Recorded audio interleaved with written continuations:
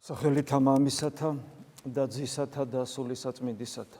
როდესაც ადამიანი დაეცა და დაკარგა ღმერთთან კავშირი და იცით ეს როგორ მოხდა, ეშმაკის ნება აღასრულა, ის რომ იგი ადამიანი დინამიური არსებაა და მარადიული სრულყოფილებისათვის არის შექმნილი. მოხდა ამ ნიჭის, ამ უნარის, რაც ადამიანს განასხვავებს ყველა სხვა ქმნილებისგან, მოხდა აი ამ ნიჭის უნარის ტრანსფორმაცია, ადამიანს განვითარება, სრულყოფილება, დინამიური სიცოცხლე, ზოგადად სიცოცხლე, გონია სხვა რამე ახლა, ვიდრე ეს ასე ჩაფიქრებულია ღვთისაგან. ეს გონია მენტალური, ის კი არ არის რაღაც ესეთი მიხვედრილობა, მე მგონია რომ ეს არის. ეს არის ჩვენი არსების მდგომარეობა. მთელი ჩვენი არსება ამგვარად არსებობს. არსებობს, რა თქმა უნდა, არაჯანსაღი მდგომარეობა ადამიანისა, რომელსაც არანაირი განვითარება, არანაირი სრულყოფილება, არანაირი დინამიკა ცხოვრებაში არსოს, უბრალოდ არის როგორც საგანი. მაგრამ თუ ადამიანი ამ მდგომარეობიდან გამოდის და იშვიათია ხა თლად საგანი ადამიანი, მე არც მინახავს მაგალითად, ყველას რაღაცა სურს. და როცა ადამიანს რაღაცა სურს და სურს იმ საკითხში განვით, ბოლოს და ბოლოს ბედნიერება სურს ისეთი, რომელიც აქამდე არ ქონია, ყველაფერს თავი რო დავანებოთ. და აი ეს მდგომარეობა მისი ბუნების განუყოფელი ნაწილია და ამას კი არ ფიქრობს, უბრალოდ ინტუიციურად, როგორც მას საკუთარი სამწუხაროდ დაცემული ბუნება მიანიშნებს, იმგვარად ისწრაფის განვითარებისაგან და აი ეს მდგომარეობა, რაც ცოდვით დაცემის მერე დაემართა, იმიტომ რომ ადამიანი დიახაც განვითარებისათვის იყო შექმნილი, მარადიული სრულყოფილებისათვის, მაგრამ ეს მოხდა ტრანსფორმაცია, დამახინჯება, ნიჭისა, მას შემდეგ რაც თავისუფლება დაუქვემდებარა ადამიანმა სამყაროს სტიქიებს, ანუ მატერიას და ეშმაკის ნებას, აი ეს მდგომარეობა ადამიანს ყველგან თან მიყვება. და რამც ყველაზე სამწუხაროა ის მიყვება სულიერ ცხოვრებაში. ფაქტობრივად შეიძლება ითქვას, ვერც კი ვნახავთ ჩვენ ადამიანს, წმინდანებს არ გულისხმობთ, საკუთარი თავის ჩათვლით, რომელიც არ იყოს ცდუნებული ამგვარი განვითარების შესაძლებლობით, რომელსაც ინტუიციურად ჩვენი ბუნება გვთავაზობს. აი ეს იყავნება შენი მამაო ჩვენოში რომ არის, რომელიც არის ერთ-ერთი უმნიშვნელოვანესი და აუცილებელი პირობა, რომ ჩვენი ღვთისადმი შვილება რეალიზდეს. აი ეს იყავნება შენი ერთ-ერთი სწორედ აი ამას ებრძვის და რა თქმა უნდა ამას ჭირდება გაცნობიერება. ფაქტობრივად მამაო ჩვენო არის პროგრამა, რომელიც ჩვენს ცხოვრებაში უნდა რეალიზდეს. ხო და ეს რომ რეალიზდეს, უნდა გავიაზროთ რა არის, ჩაუღმავდეთ, გავითავისოთ და არა უბრალოდ მექანიკურად როგორც ხდება ხოლმე. აი ეს მდგომარეობა ძალიან ხშირად არის, თქვათ, წმინდა წერილშიც ახსნილი, წარმოჩენილი, განმარტებული, რომ ესე არ შეიძლება და სხვა რაღაცა არის და სხვა რაღაცა უნდა მოხდეს. აი ეს შემოტრიალება ადამიანის განვითარების ვექტორისა სწორი მიმართულებით ადამიანისათვის არის შეუძლებელი. აი როცა ჩვენ ვამბობთ, რომ სასუფეველში ყოფობა შეუძლებელი, ერთ-ერთი მიზეზი ეს არის, რომ ადამიანი სხვაგან მიდის ცოდვა ხო აცდენას ნიშნავს. პირდაპირ გაგებით ეტიმოლოგიურად, ბერძნულად ამარტია აცდენას ნიშნავს. ამარტია ითარგმნება როგორც ცოდვა. ალბათ ქართულიც ცოდვა ცდომიდან გამომდინარეა, ალბათ ესია. ყოველ შემთხვევაში ადამიანის განვითარების ვექტორი უკვე ბრჭყალებში განვითარების არის სხვა მიმართულებით და მისი შეტრიალება იმ მიმართულებით, რომ სასუფეველი დაემკვიდროს, ადამიანისათვის არის შეუძლებელი. ეს რეანიმაცია არის შეუძლებელი. არსობრივად შეუძლებელია. ადამიანს ამის რესურსი არ აქვს, როგორი კეთილშობილის, როგორი ბოჩოლას, როგორი საყვარელის, როგორი ხელმოქმედი, როგორიც არ უნდა იყოს, არ აქვს მნიშვნელობა. ამას ხო სულ ბევრჯერ ვამბობთ ჩვენ ამას, იმიტომ რომ ადამიანს სულ აქვს ილუზია, ადამიანი სულ იხიბლება თავისი რაღაცა კეთილი თვისებებით, რაღაცა სიკეთეებით, სულ მუდამ იხიბლება რა. და ამიტომაც შეიძლება ერთ-ერთი მიზეზი სწორედ რომ მიზან მიმართულად ღმერთმა სამოთხეში, ეხლა მართლა ის ავაზაკი ყველაზე კაი ხო არ იყო კაცო, მიზან მიმართულად ყველაზე პირველი სამოთხეში ავაზაკი სწორედ იმიტომ შეიყვანა, რომ ჩემნაირი თავდაჯერებული ადამიანისათვის ცივი წყალი გადაესხა და ეთქვა, რომ შენი სიკეთე თეოდორე არაფერს ნიშნავს, იმიტომ რომ როგორი კეთილშობილიც არ უნდა იყოს, შენი ვექტორი არის სხვაგან და მე ვარ სხვაგან, ამის გაგება მენტალურად პრინციპში არის შეუძლებელი. ამის გაგება გრძნობითად არის ასევე პრინციპში შეუძლებელი. თუ ადამიანში რაღაცა სერიოზული ცვლილებები არ დაიწყო და ეს არის ქრისტიანობა, გაიხსენეთ, რა არის ნათლობა? ნათლობა არის სიკვდილი ამასოფლის სულისთვის, რომელიც აი ეგრე ფიქრობს, როგორც საუბრობთ და დაბადება ქრისტეში. ანუ ახალ ადამიანად აღმოიშობა ადამიანი. ეს ჩანასახის სახით ეძლევა ადამიანს ნათლობისას და მე სწორი ხას უსვავ. არა უბრალოდ რელიგიური, არა უბრალოდ ეკლესიური, არა უბრალოდ ტრადიციული, არამედ სწორი ქრისტიანული აღზრდის შემთხვევაში იწყება იმ ჩანასახის განვითარება და სხვა შემთხვევაში ჩანასახი რჩება ჩანასახად და მხოლოდ პასუხისგებლობით ტვირთავს ადამიანს, რომელიც წარსდგება თავის დროზე ღვთის წინაშე და არაფერი სიკეთის მიმცემი ადამიანისათვის არ იქნება. ამიტომ ეს ძალიან მნიშვნელოვანია, რომ გვახსოვდეს.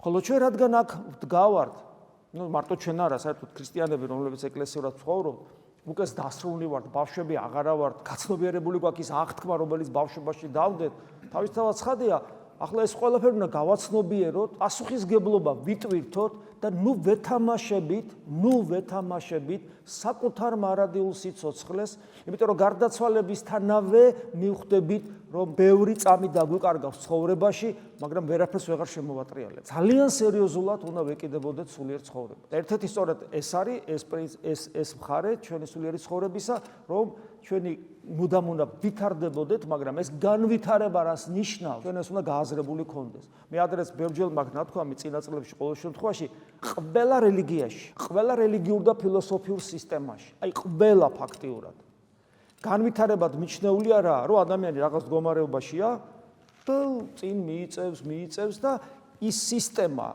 ის რელიგიური სისტემა, რასაც თავაზობს, რა წესს, რა კანონს, იმის შესრულება, იმის აღსრულება, იქ წარმატება არის მარადისობაში რაღაცის გარანტია, თქვათ, ხო? სხვადასხვანაირი შეხედულებებია მარადისობაზე. ზოგჯერ აბსოლუტურად გაუგებარი, მაგრამ როგორც არის იქ.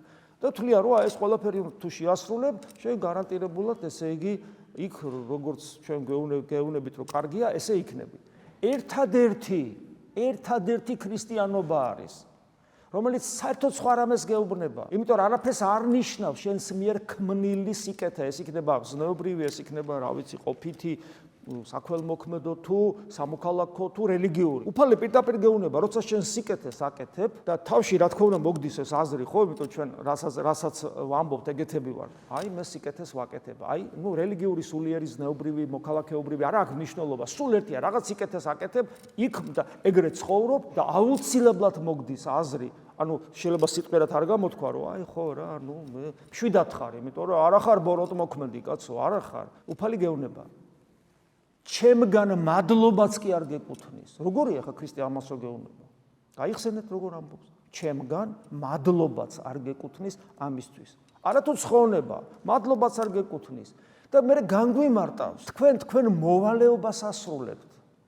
და ამიტომ ეს არ არის თქვენთვის მაცხოვნებელი. გესმით?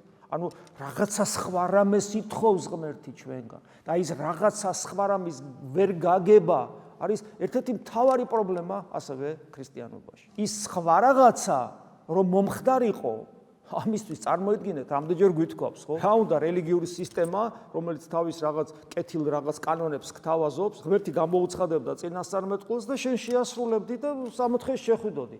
არ გამოვიდა ეს. თავად ღმერთი რომ მოვიდა ადამიანად, აი ღმერთი მოვიდა ადამიანად, ეხლა მეტი რაღა უნდა მოხდეს, ხო? მორჩა, ეს არის მაქსიმალური, რაც ღმერთმა შეიძლება გააკეთოს, შენ წინ დგას ადამიანი იესო, რომელიც როგორც პერსონა არის გალაქტიკების შემოქმედი. ეხლა ამაზე მეტი რა უნდა მოხდეს? ისიც კი არ საუბრობს ისეთ საკითხებზე, რომელი საკითხებიც მე გადამარჩენდა. იმისათვის რომ მე გადავრჩენილიყავი, ის უნდა მომკვდარიყო. ჩემთვის მას ტკივილი განეცადა და დღეს თქვენ რო ეზიარებით ეს ხორცს და სისხლს რო იღებთ, ეს პერსონალურად თითოეული თქვენგანისთვის დაღვრილი სისხლია ქრისტეს მიერ თქვენი ცოდვებისათვის და ის რომ შენთვის მოკვდა, ამიტომ გეძლევა შენ შესაძლებლობა რომ მისტიკურად შეუერთდე მას ზიარების საშუალებით. ნახეთ რა უნდა მომხდარიყო? ჯერ მოსვლა ხო რამხელა გრანდიოზული რამეა, აი თვითონ მოვიდა, სხვას კი არა თქმეინა, თვითონ გითხრა, თვითონ განგიცხადა ყოვლადწმინდა სამება ღმერთის შესახებ მოძღვრება, ღვთის განკაცების შესახებ, ეკლესიის დაარსების, ადამიანური ანთროპოლოგია, ყველაფერი თვითონ გითხრა, ეს ყველაფერი სახარებაშია, მერე წმინდა მამება ეს 2000 წლის განმავლობაში გაშალეს და უფრო ჩვენთვის გასაგებ თეოლოგიურ ფილოსოფიურ ენაზე განგვიმარტეს. მაგრამ ყველაფერი თქვა, არ აღმოჩნდა ეს საკმარისი. ის უნდა ტანჯულიყო და მომკვდარიყო. ტანჯულიყო და მომკვდარიყო. აი ეს არის საიდუმლოება, ეს არის მისტიკა ქრისტიანობის. და მე რომ ეს გავითავისო, უნდა გავითავისო ჩემი შინაგანი არსებით, ჩემი შეგრძნებით, ჩემი ემოციებით, გრძნობებით, ჩემი მენტალური აპარატით, ყველა სინდისით, რწმენით, ყველაფრით უნდა გავითავისო ეს და მე რა თქმა უნდა, ცხოვრების წესში უნდა შემოვიყვანო. ამ შესავლის მერე ეხლა შევხედოთ სახარებას. მარკოს მახარებელი დღეს აღმოვიკითხეთ. ნახეთ რას ამბობს უფალი.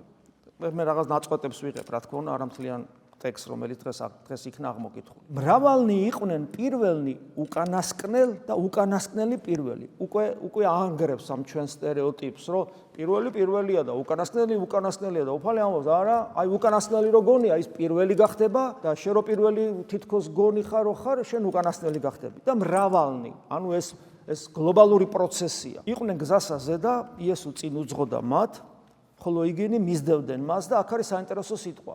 ეხლა მოციქულებს ძალიან უყვართ უფალი, ეს სახარებაში ძალიან კარგად ჩანს, გესმით, მათთვის დაიწყო ახალი სიცოცხლე, ხო, რა საოცრება. აი, უბრალოდ მეთევზია რა, წარმოიდგინე, მეთევზეს ცხოვრება რა არის, წარმოიდგინე, ხო? თუ გჭირი ცხოვრება, ყოველდღე თევზი და თუ თევზი არ დაიჭირა, ერთ დღეს შეიძლება მთელი კვირა მშიერი იყოს. ანუ ერთ და იგივე მონოტონური სამუშაო და უცებ ქრისტიანობა გამომყევი მიყვება და საოცრება ხდება მათთვის. ხან წყალზე გაივლის, ხან მიცვალებულს აღადგენს, რაღაც საოცრებები ხდება, საოცარი პატივი აქვს, მათი ხელიდან სასწაულები ხდება უკვე, საოცრება ხდება და რაღაც იმედები აქვს, კოშკები აშენებული, როგორც თავისი არასწორი რელიგიური წარმოდგენები და ანუ რაღაც ბუნებრივია რომ უყვართ, კეთილისყოფელია. მაგრამ ნახეთ აქ რა წერია.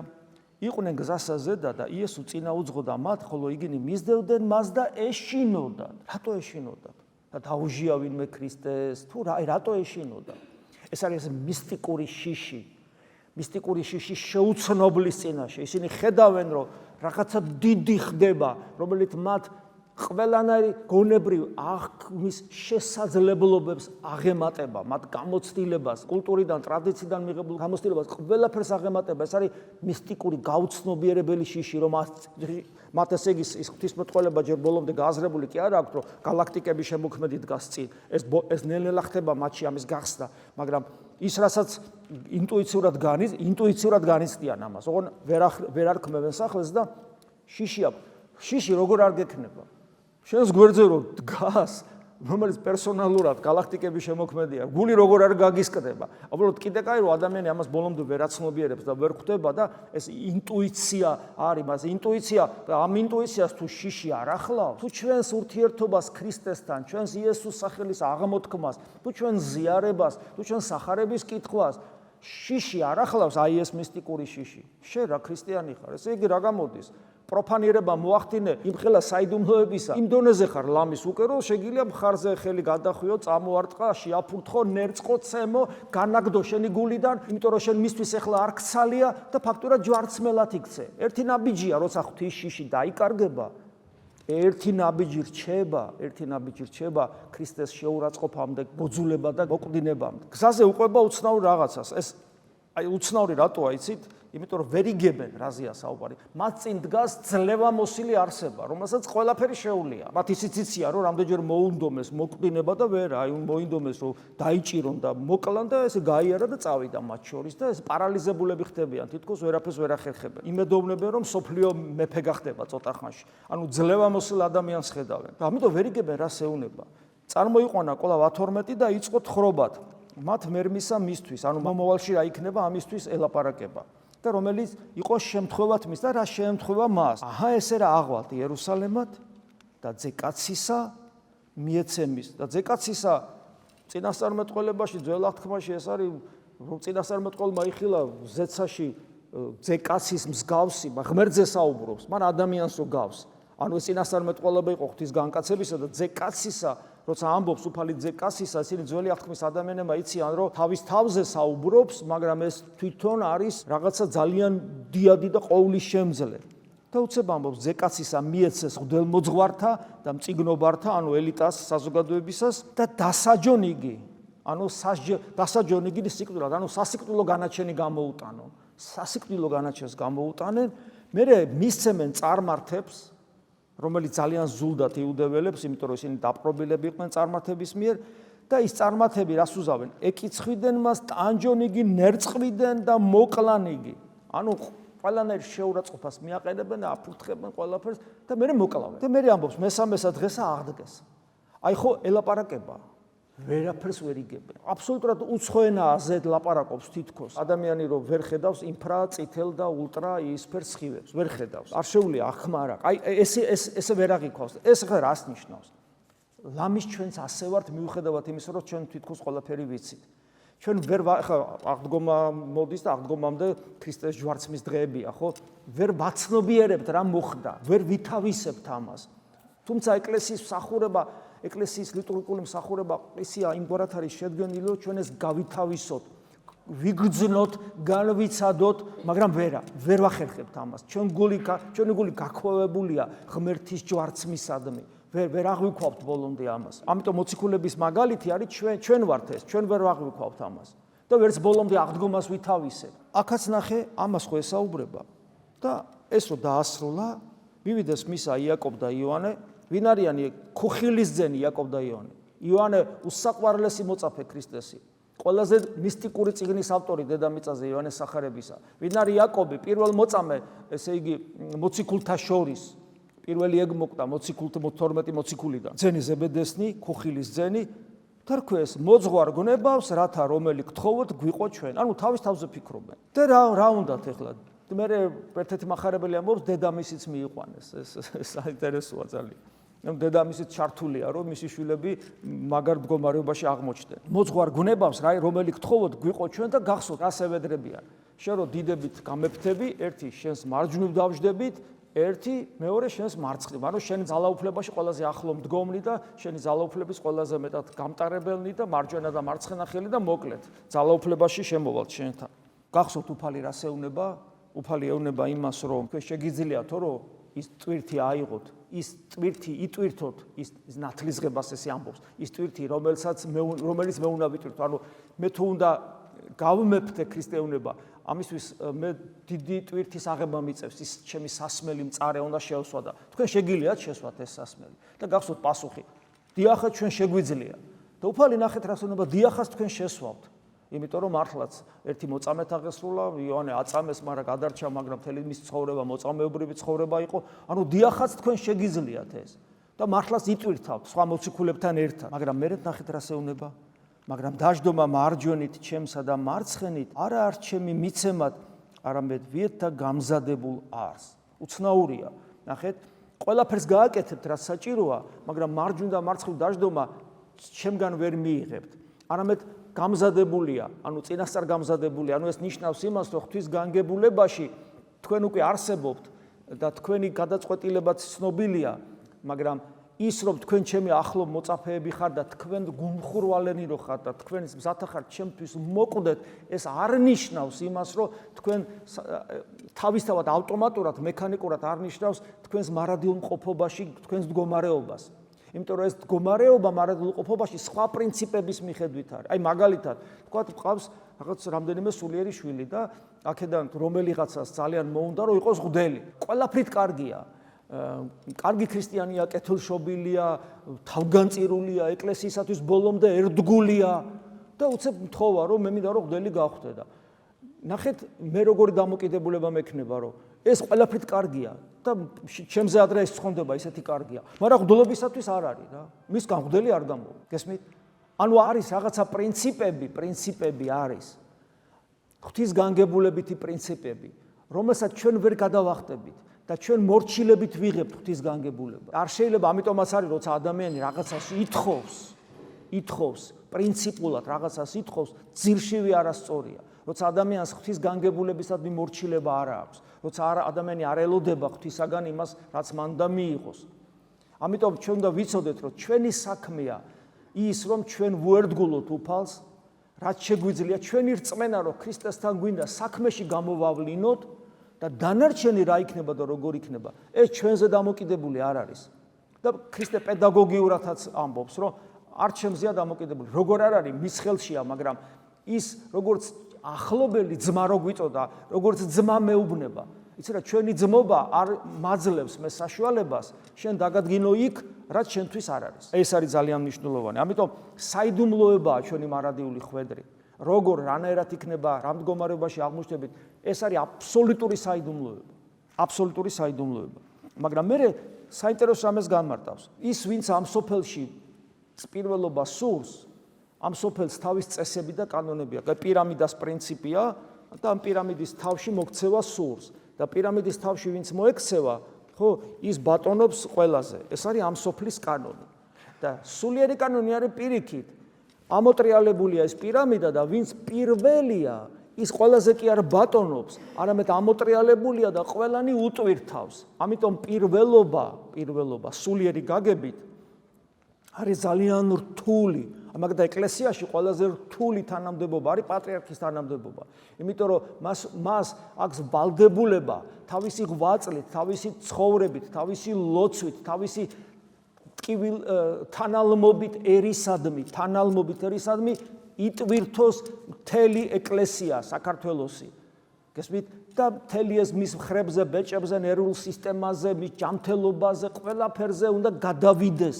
გესმით? აი ეს არის, პირიქით არის ყველაფერი. და ამის გაცნობიერება არის მნიშვნელოვანი და ამიტომ მეუბნება, ხოლო არა ეგრე იყოს თქვენ შორის, ანუ პირამიდის წვერი არა, არამედ რომელსა უნდეს დიდ ყოფა თქვენ შორის იყოს თქვენ და მსახურ, რომელსა უნდეს თქვენ შორის პირველ ყოფა იყოს ყოველთა მონა.